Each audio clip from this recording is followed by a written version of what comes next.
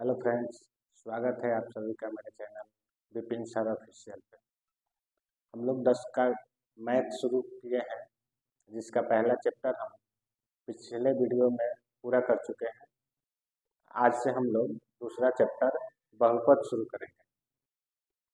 आइए शुरू करते हैं। सबसे पहले जानेंगे कि बहुपद क्या है। बहुपद क्या है लिखेंगे कि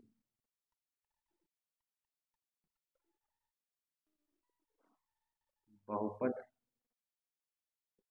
एक बीजीय व्यंजक है। बीजीय व्यंजक है जिसमें जिसमें चर और अचर चर और अचर अचर मतलब हो गया स्थिरांक शामिल है शामिल है और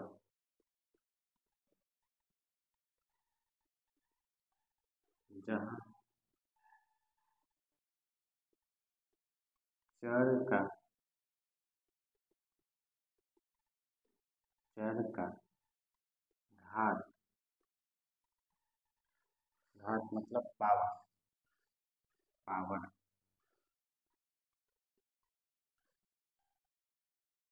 पूर्णांक संख्या हो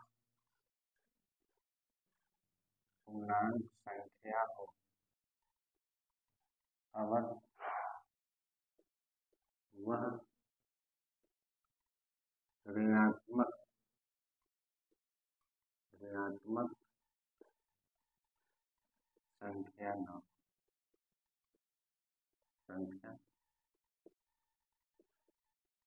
न हो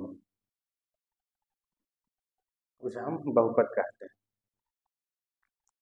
यहाँ हम समझेंगे कि चर और अचर क्या है। चर का उदाहरण हो जाएगा। चर का उदाहरण एक्स वाई जेड आदि ले सकते हैं, जिसका मान जिसका मान जिसका मान निश्चित न हो निश्चित न हो मतलब बदलता रहता हो, उसे हम चर कहेंगे। और अचर अचर या स्थिरांक उसे कहेंगे जो स्थिर हो, अर्थात गिनती की संख्या 1 2 3 यानी गिनती की संख्या। तो इस तरह हम देख रहे हैं कि चर और अचर दोनों जब एक साथ शामिल हो। अच्छा, चर और अचर किस तरह जुड़ा हुआ है?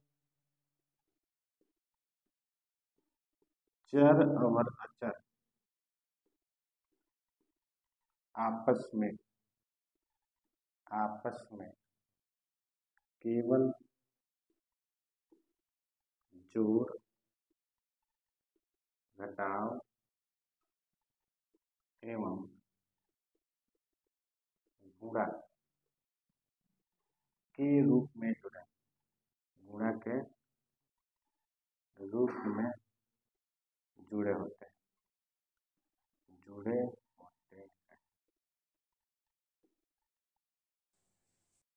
आइए जानते हैं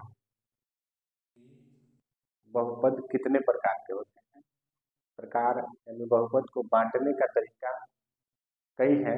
एक पद के अनुसार होता है, एक घात के अनुसार होता है। यहाँ पर हम बहुपद को घात के अनुसार बांटेंगे और समझेंगे कि क्या होता है।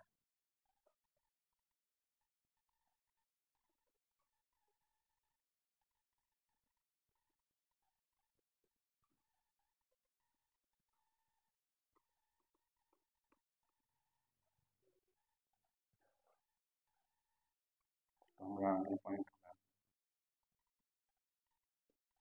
बहुपद का प्रकार।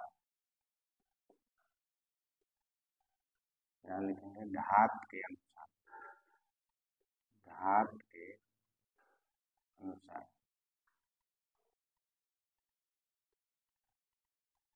और बहुपद, घात का मतलब पावर होता है बहुपद का। तो लिखेंगे कि इसको ऐसे समझ सकते हैं हम कि किसी बहुपद में चर मान का अधिकतम घात बहुपद का,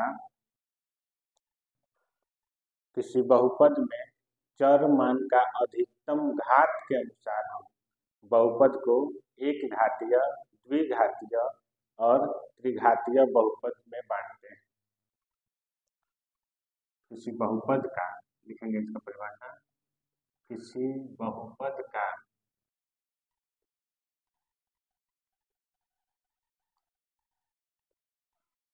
चर मान,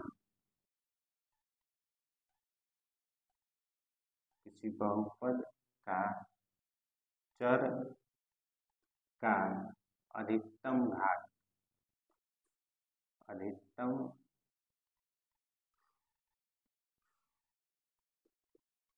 घात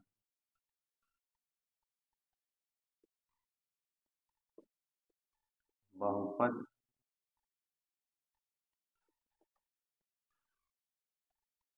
कैसा है या किस प्रकार का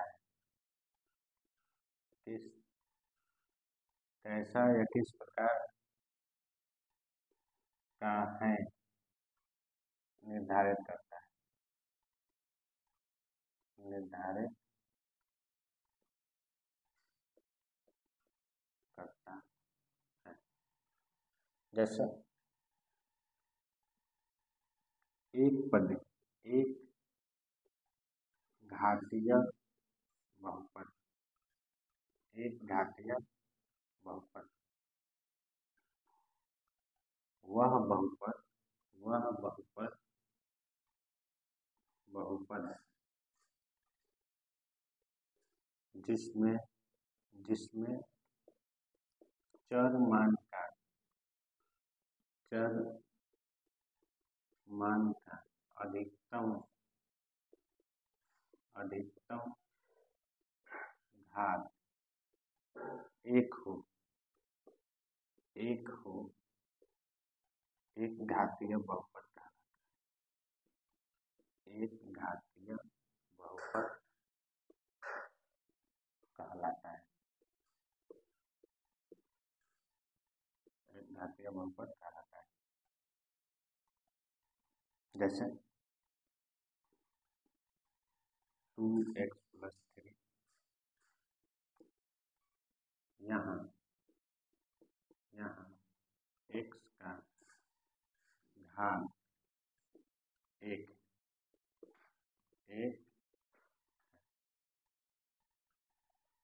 ये एक घातीय बहुपद हुआ। बहुपद में चर मान का अधिकतम घात बहुपद को निर्धारित करता है। तो एक घातीय बहुपद में चर मान का जो अधिकतम घात होगा, अधिकतम घात हो कितना होगा, एक होगा, तो उसे कहेंगे एक घातीय बहुपद। अब एक घातीय बहुपद का व्यापक रूप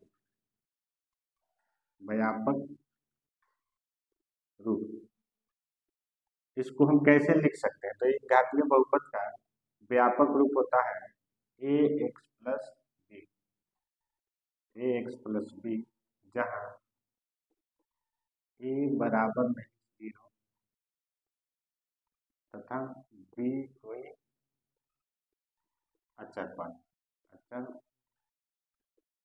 पद होगा।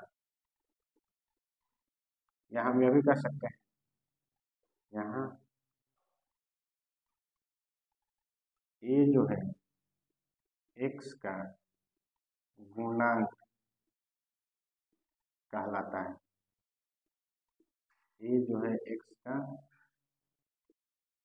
गुणांक कहलाता है। ये हो गया कि एक घातीय बहुपद का व्यापक रूप क्या होगा, तो ax + b होगा। एक घातीय बहुपद का व्यापक रूप ए एक्स प्लस बी होगा।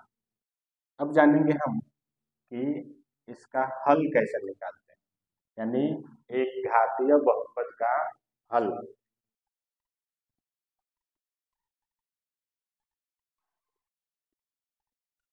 हल कैसे इसका निकालेंगे, जैसे हमारे पास एक समीकरण है 2x+3 को हल करें। हल करें, हल करें क्या करते हैं, इसमें ज्यादा सटीक होगा कि शून्य ज्ञात करें।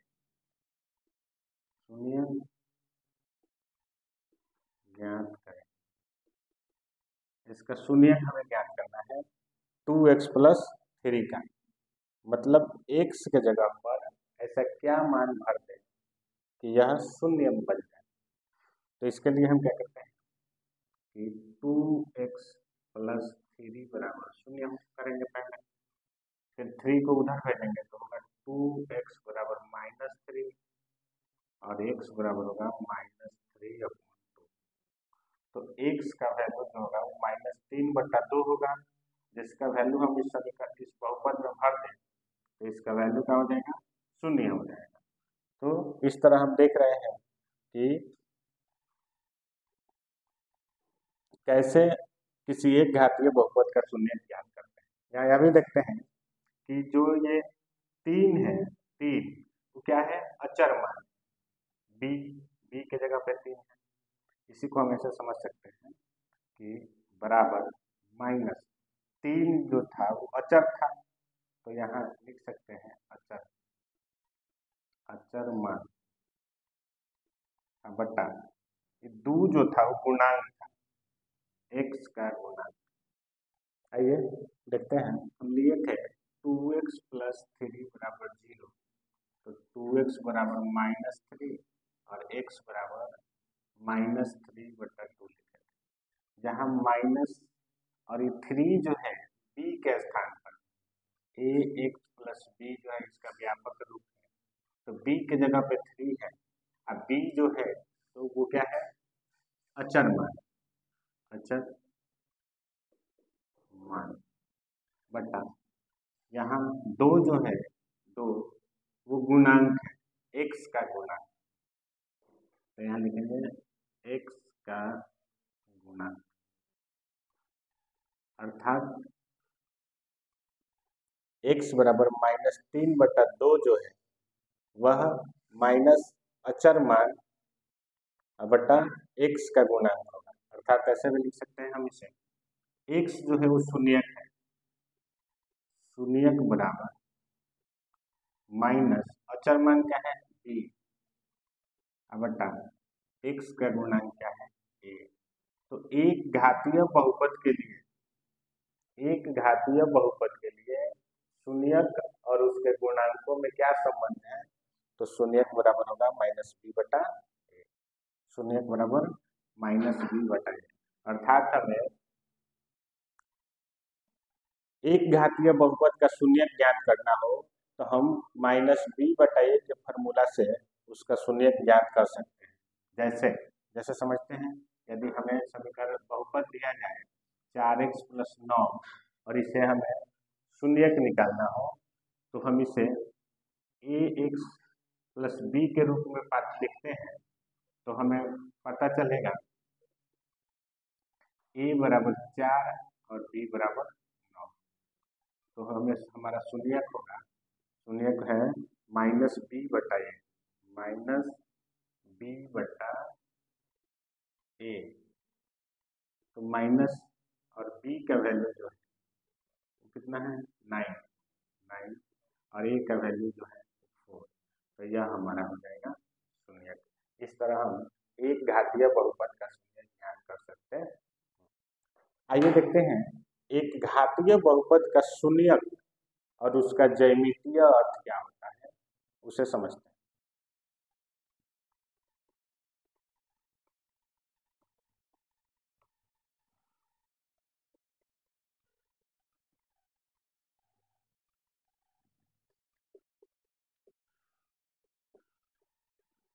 एक घातीय बहुपद का शून्यक अवयव उसका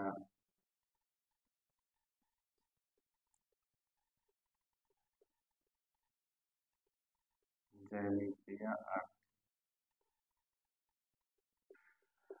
जानेंगे कि एक घातीय बहुपद का शून्यक और उसका ज्यामितीय अर्थ क्या होगा। तो फिर हम एक बहुपद लेंगे, उसी बहुपद को लेते हैं 2x + 3 और इसका हमें ज्यामितीय अर्थ निकालना है।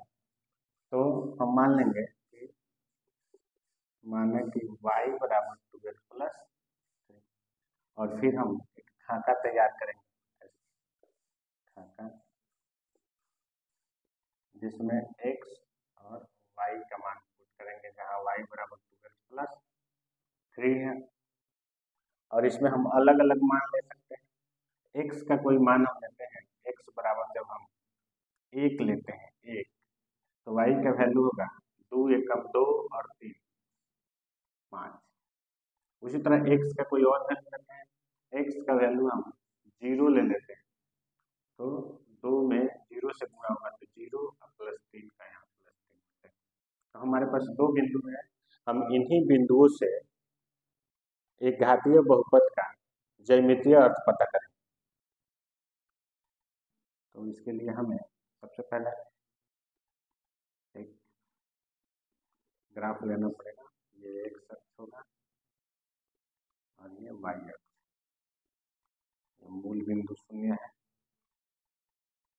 और बराबर दूरी पर हम दूरी लेते हैं।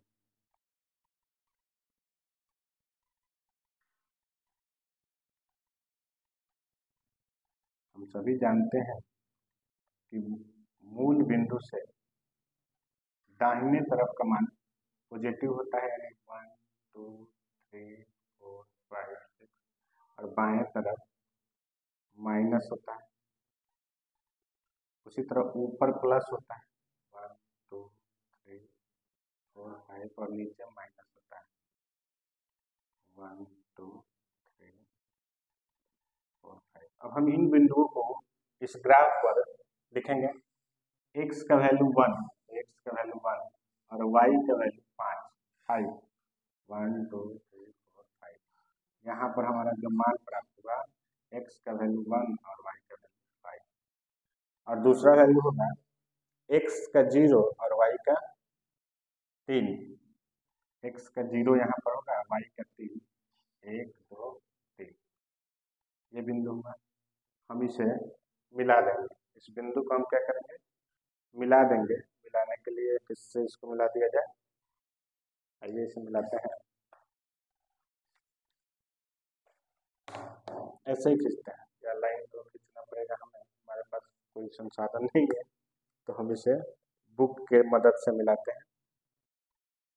ऐसे करके हम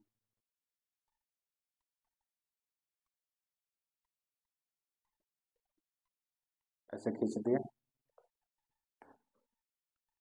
मिला दिए इसे। इस तरह जो है ये लाइन जो है x अक्ष को 1 और 2 के बीच में काट रहा है। अगर हमारा मान कम या ज़्यादा होगा तो गलत हो सकता है, पर हम देखते हैं कि जो मान कटा है सही है या नहीं। इस समीकरण का हल करने पर हमें जो शून्यक प्राप्त हुआ था, शून्यक जो प्राप्त हुआ था उसके लिए हमने फॉर्मूला लिखा है -b/a। तो -b का वैल्यू 3 और a का वैल्यू है 2। 3/2 मतलब 3 में 2 से भाग देंगे तो 1.5 माइनस में, अर्थात जो बहुपद होता है उसका जो शून्यक है, शून्यक का तात्पर्य क्या होता है, शून्यक का ज्यामितीय अर्थ क्या होता है। तो शून्यक का ज्यामितीय अर्थ हुआ बहुपद का ग्राफ खींचने पर वह रेखा x अक्ष को जिस बिंदु पर विभाजित करती है, जिस बिंदु पर काटती है, वही बहुपद का शून्यक होता है। यानी ज्यामितीय अर्थ में हम लिख सकते हैं यहाँ ज्यामितीय अर्थ जो है किसी बहुपद का शून्यक शून्यक का ज्यामितीय अर्थ यह है कि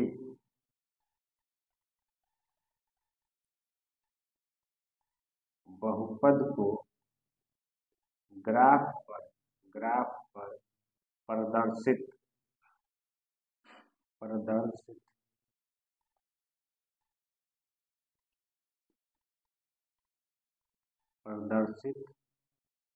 करने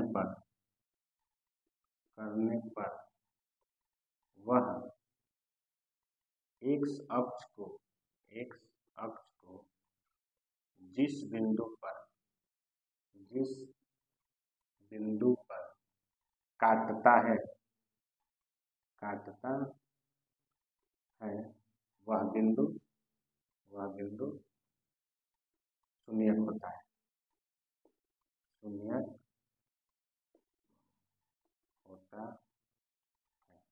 इस तरह हम एक घातीय बहुपद में शून्यक ज्ञात करना सीखे, एक घातीय बहुपद का ग्राफ खींचना सीखे और उस ग्राफ को खींचने पर वो जो लाइन एक्स अक्ष को जिस बिंदु पर काटे वही बिंदु उसका शून्यक हो रहा है। तो इसका ज्यामितीय अर्थ भी हम समझेंगे। यहाँ हम एक और बात ध्यान देंगे कि एक घातीय बहुपद का ग्राफ खींचने पर हमेशा एक सीधी रेखा प्राप्त होता है, एक लाइन प्राप्त होता है। इसलिए एक घातीय बहुपद को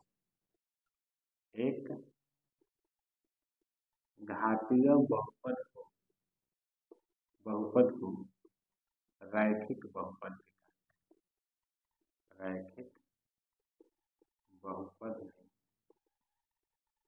कहते हैं।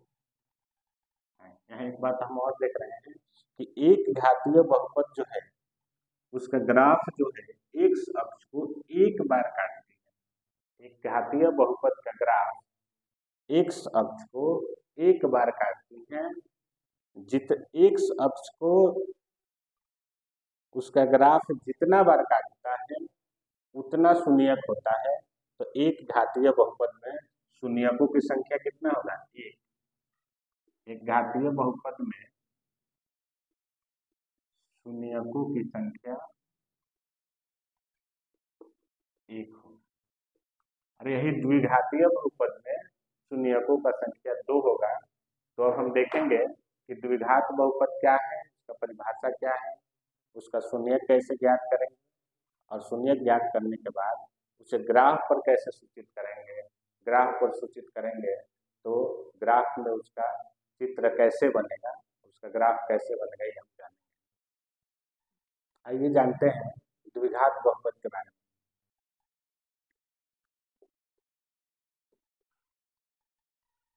द्विघात बहुपद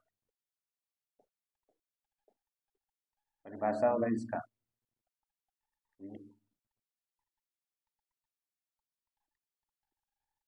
वह बहुपद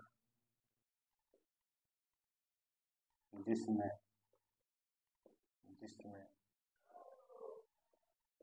चर मान का अधिकतम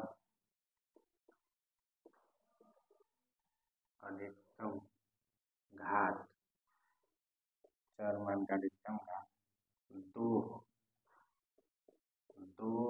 हो द्विघात बहुपद कहलाता है।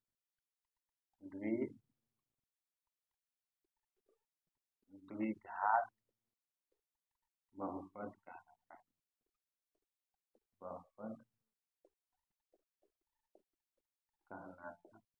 है। अब इसका व्यापक रूप, द्विघात बहुपद का व्यापक रूप जो है होगा ax² + bx + c, जहाँ a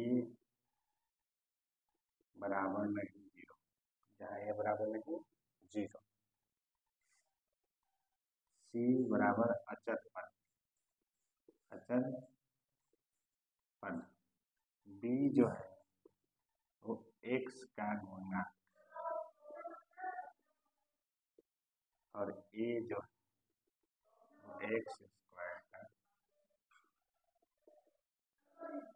एक्स स्क्वायर का गुणांक है। अब हम एक उदाहरण लेंगे, जैसे में एक ऐसा उदाहरण में क्या हो सकता है, उदाहरण हो सकता है 2x square minus 3x minus 4।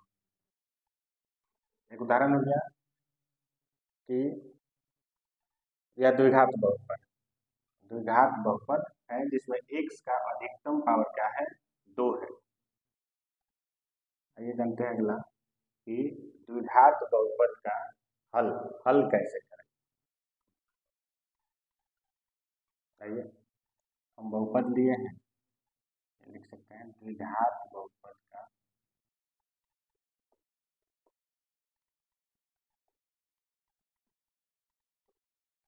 शून्यक ज्ञात कर।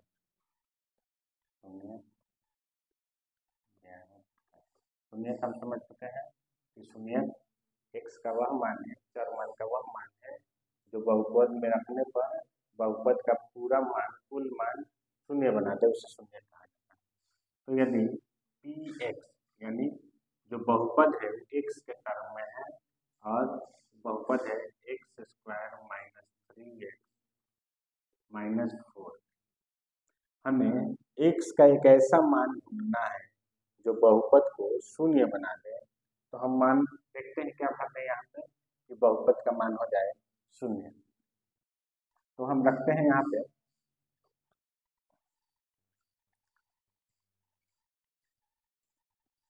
4 भरते हैं। तो 4 3 12 और 4 16, 4 चौका 16 हो जाएगा। तो P4 यानी x को 4 से प्रतिस्थापित हम करते हैं तो आएगा 4 स्क्वायर माइनस 3 इंटू 4 माइनस 4 बराबर 16 और 12 माइनस 4 इक्वल टू 16 माइनस 16 बराबर, यानी P4 Px को क्या बना देता है, शून्य बना देता। 4 जो है Px को शून्य बना दिया, तो जो P4 होगा वो बहुपद का शून्य होगा। और कोई संख्या है जो इसे शून्य बना देगा, पुनः एक बार और खोजते हैं, कोई और संख्या मिल जाए तो शून्य बन जाए, तो ढूंढने पर देखते हैं। तो हो जाएगा Px बराबर सवाल है x square minus 3x minus 4। तो P माइनस 1 बराबर, हम माइनस 1 यहाँ भर तो माइनस 3 इंटू एक्स का वैल्यू माइनस 1 और माइनस 4, तो हो जाएगा 1 प्लस 3 माइनस 4, तो हो जाएगा 4 माइनस 4 इक्वल टू 0। तो यहाँ P1 भी इसे शून्य बना दिया, अर्थात x बराबर माइनस 1 और 4, ये क्या है, बहुपद का शून्य, बहुपद Px का शून्यक है,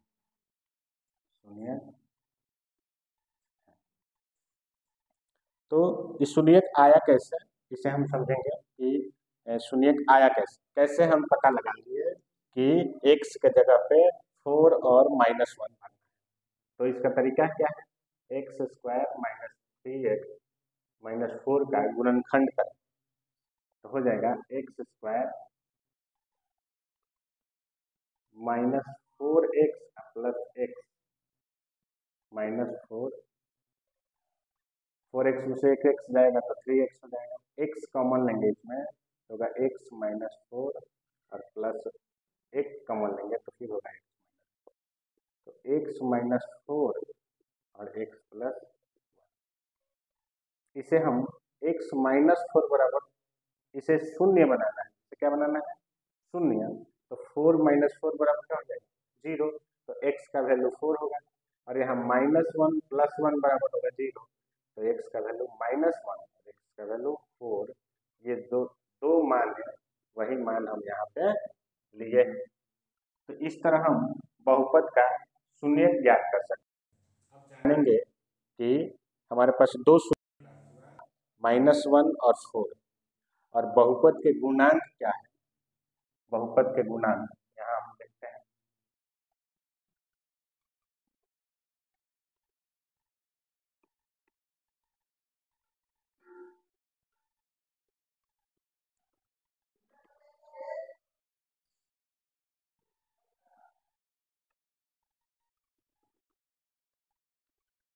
ये देखते हैं, समीकरण वही रहेगा और हमारा हेडिंग होगा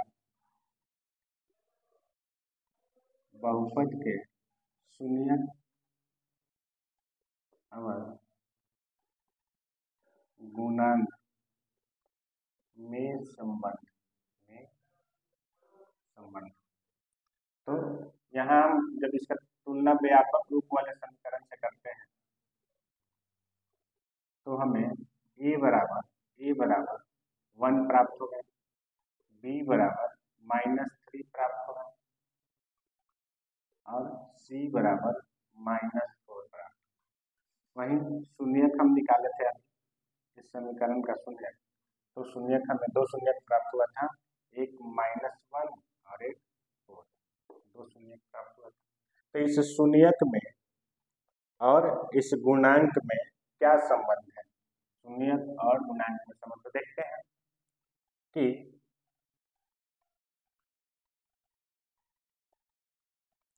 दोनों शून्यक जोड़ने पर हमें क्या मिलता है? दोनों शून्यक जोड़ने पर मिलेगा हमें 3, अर्थात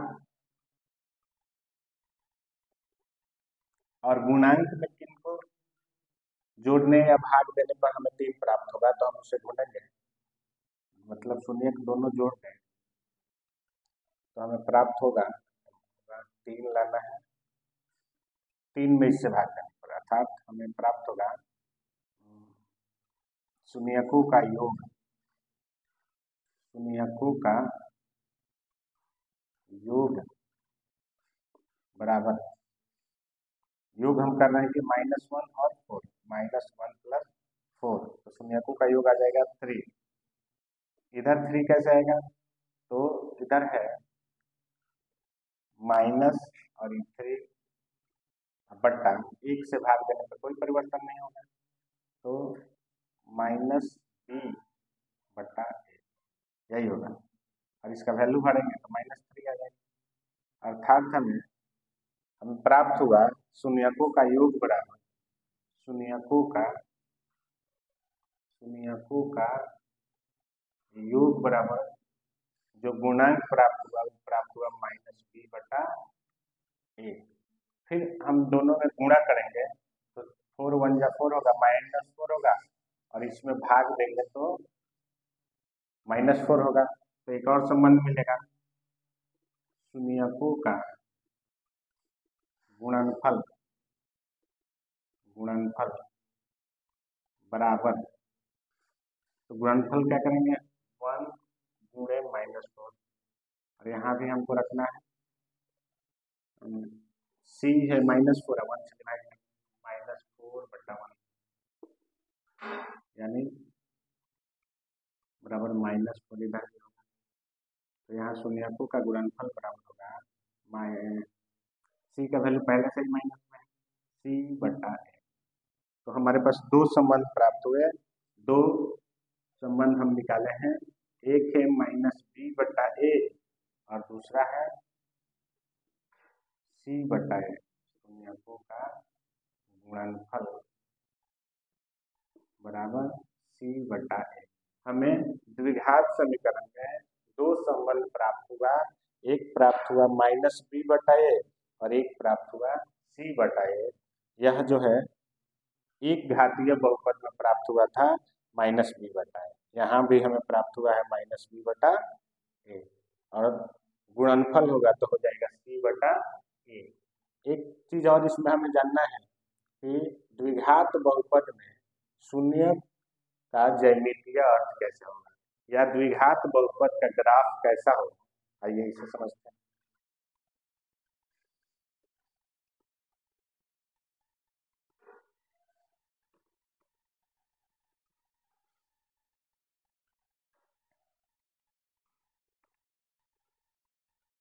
समीकरण वही रखेंगे और लिखेंगे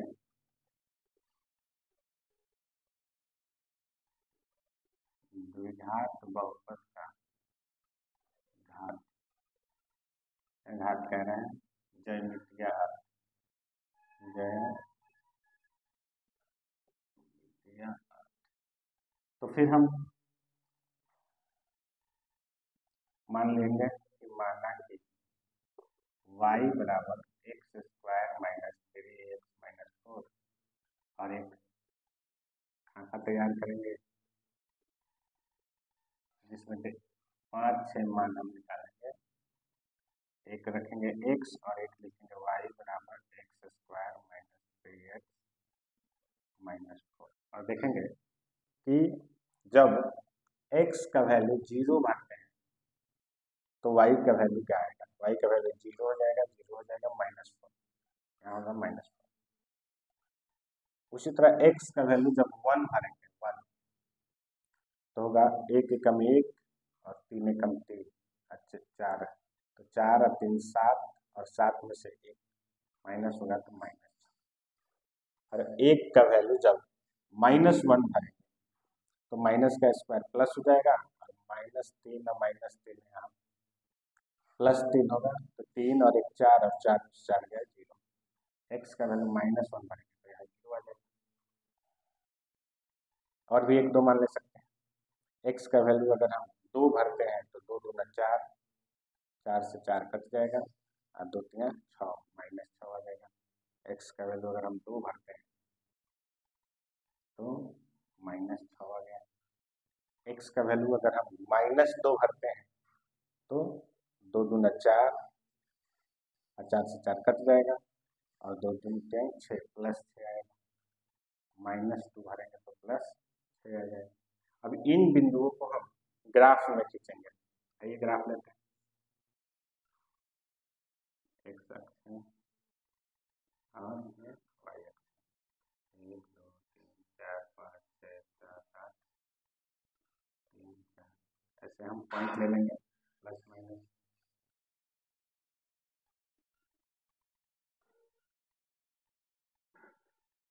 अब हम बिंदु को लेंगे। एक बिंदु है x का बिंदु 0 और y का -4, x का 0 और y का -4, 1 2 3 4, यहाँ बिंदु होगा 0 और -4। अगला बिंदु है x का 1 और y का -6, x का होगा 1 और y का -6, यहाँ पर पॉइंट होगा x का 1 और y का -6। अगला बिंदु होगा x के लिए -1, y के लिए 0, x के लिए -1 और y के लिए 0 यहाँ पर। उसके बाद वाला बिंदु है x के लिए 2 और y के लिए -6, x के लिए 2 और y के लिए -6 यहीं पे। उसके बाद है x के लिए -2, y के लिए 6, x के लिए -2 तो -2 और y के लिए 6, 1 2 3 4 5 6 7। और भी बिंदुएं हमें ज्ञात करनी है, जैसे x का वैल्यू अगर हम 4 या 5 या 6 भरते हैं, x का वैल्यू अगर हम 6 भरते हैं तो यहाँ हो जाएगा 6 का 36, अच्छा 18 4 22 में 36 में से 22 जाएगा तो 14।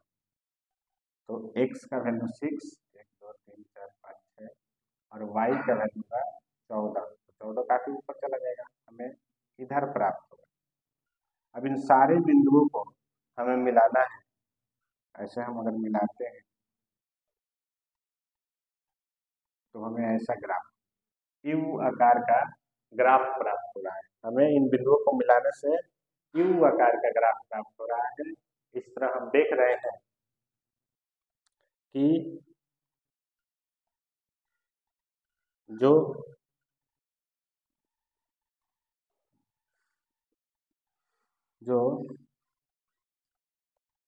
द्विघात बहुपद का जो ग्राफ होगा एक अक्ष को 2 बार काटता है और हम एक घातीय बहुपद में देखे थे कि वह 1 बार काटता था, यहाँ 2 बार काट रहा है, यानी द्विघात बहुपद में शून्यकों की संख्या 2 होगा।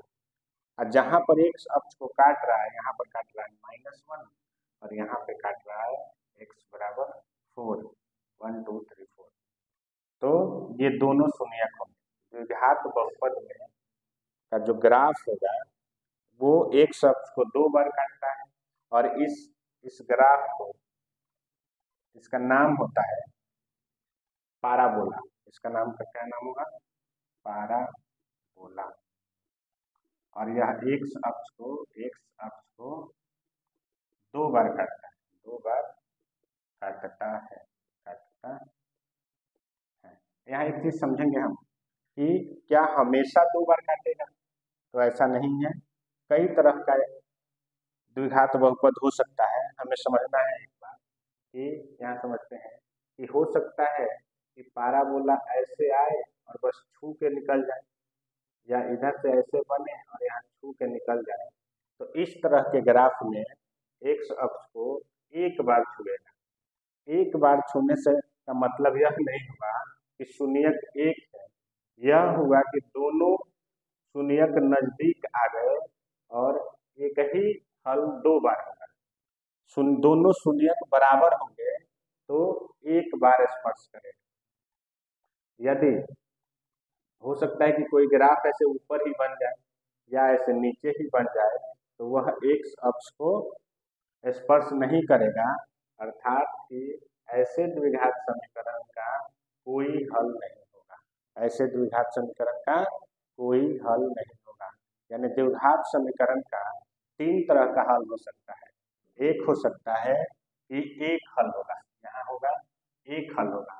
एक हो सकता है कि 2 हल होगा, और एक हो सकता है कि कोई हल नहीं होगा। इस तरह हम द्विघात समीकरण का व्यापक रूप, द्विघात समीकरण का परिभाषा, उसका ज्यामितीय रूप और शून्यकों की संख्या पता की। अब हम त्रिघात समीकरण, त्रिघात बहुपद के बारे में थोड़ी सी जानकारी लेंगे।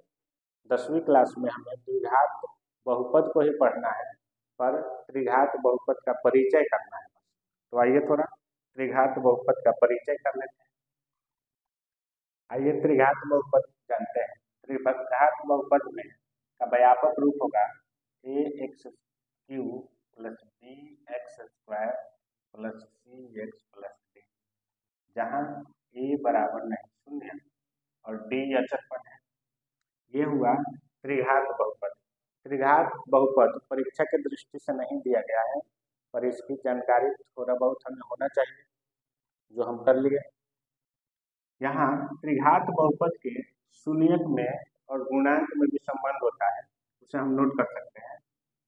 त्रिघात बहुपद में 3 शून्यक होगा। कितना शून्यक होगा? 3 शून्यक होगा। और यहाँ एक्स अक्ष को 3 बार काटता है, 3 बार काटता है। और इसका ग्राफ जो है ऐसे हो सकता है, 3 बार काटेगा तो इसका ग्राफ ऐसा हो सकता है। इस तरह त्रिघात बहुपद का अधिकतम हल संख्या 3 होगा।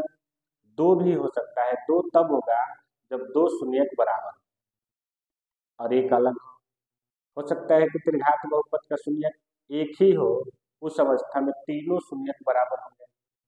और कभी कभी ऐसा हो सकता है कि कोई हल नहीं हो, तो इसका अध्ययन हम 10वीं क्लास में नहीं करेंगे। अब जानते हैं, आइए हम अध्याय लेते हैं। अध्याय 2.1 और जो पढ़े हैं उस पर हम अध्ययन करेंगे, उससे सॉल्व करते हैं कि उसका हल कैसे किया जाए। तो हमारे पास प्रश्न के रूप में प्रश्न है। इस चूंकि ग्राफ के रूप में है तो इसे हम बोर्ड पे बनाने में समस्या होगा, या बना लेते हैं। हमसे पूछा गया है कि शून्यकों की संख्या ज्ञात करना है। शून्यकों की संख्या, तो पहला जो है ऐसा लाइन खींचा गया है, तो एक्स अक्ष को तो काट ही नहीं रहा है, एक्स अक्ष को नहीं काट रहा है, तो यहाँ शून्यकों की जो संख्या है शून्य होगा। क्या होगा? शून्य। दूसरा जो ग्राफ बनाया है उसमें ऐसे बनाया है, यहाँ शून्यकों की संख्या जो है एक है। कितना है? एक्स अक्ष को ग्राफ जितना बार काटता है वही उसका शून्यकों की संख्या होगा। तीसरा ग्राफ में बनाया है। तो यहाँ ग्राफ जो है एक्स अक्ष को 3 बार काटता है, 1 2, तो यहाँ शून्यकों की संख्या हो जाएगा 3। यहाँ शून्यकों का संख्या है 1। अगला है ऐसे ग्राफ दिया है तो साफ साफ दिख रहा है कि 2 बार काटा है तो शून्यकों का संख्या हो जाएगा 2। और उसके बाद वाला में यहाँ एक्स अक्ष को 4 बार काटा गया है तो शून्यकों का संख्या होगा 4। और अगला में इसके बाद अंतिम में है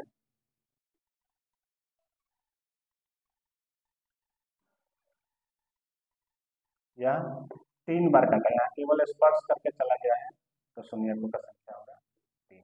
इस तरह एक्सरसाइज 2.1 हम समझ चुके हैं। अगले अध्याय में हम शून्यकों और पूर्णांकों का संबंध पर आधारित प्रश्नों का हल करें। अगर आपको यह वीडियो पसंद आ रहा है तो इसे लाइक और सब्सक्राइब जरूर करें।